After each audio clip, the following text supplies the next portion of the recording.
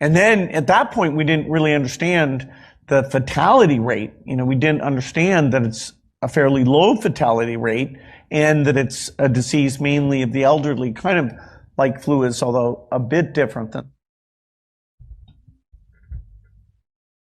How did you know, Jimmy? How did you find that out? Isn't it weird that I knew that before him?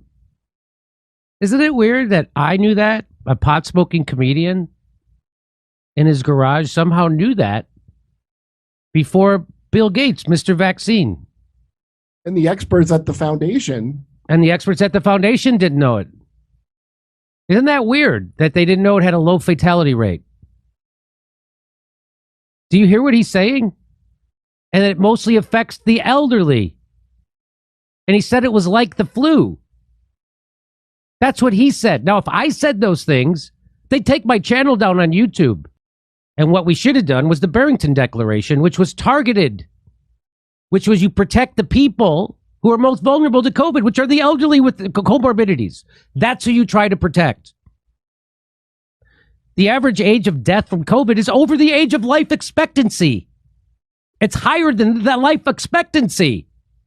And this is what we ruined everyone's life over. And now he's admitting it. And no one gives a shit. No one, this isn't going to be run on CNN for a week. Rachel Maddow isn't going to come on and say we were all wrong. And this person says signs someone's lying, over-exaggeration hand gestures, and face touching. They knew it was a low fatality rate. Oh, you know what? I should have Scott Rouse to analyze this. And this had 658 likes, which is why I thought this was worth sharing. Like, yeah. I'm not a body language expert, but he's lying about something. I suspect part of his motive here is to rebrand himself as reasonable on these issues, a form of triangulation. That's exactly what this fucking guy's doing. That is exactly what he's doing.